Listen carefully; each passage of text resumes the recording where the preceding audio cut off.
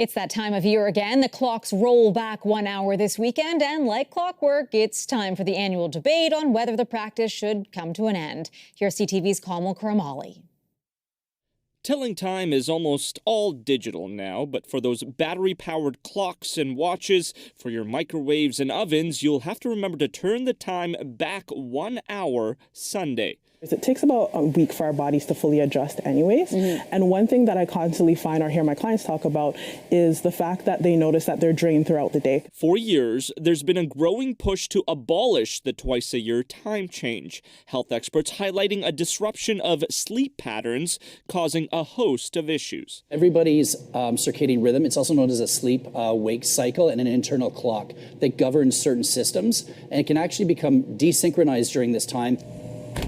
Especially for farmers. You see right now they're waiting to be milked, and it's time for them to be milked.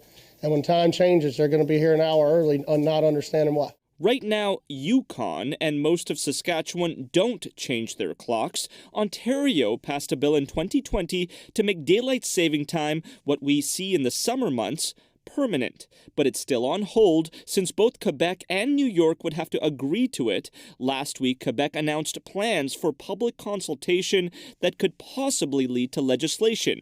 Meanwhile, BC passed legislation in 2019, but only if Washington State, Oregon, and California also made the move. The U.S. Senate passed legislation a couple of years ago, but failed to make it to a vote in the House of Representatives, leaving it in limbo. Some tips by sleep experts is to get plenty of sunlight during the day and avoid screen time before bed to allow your sleep schedule to get back to normal. Kamil Karamali, CTV News, Toronto.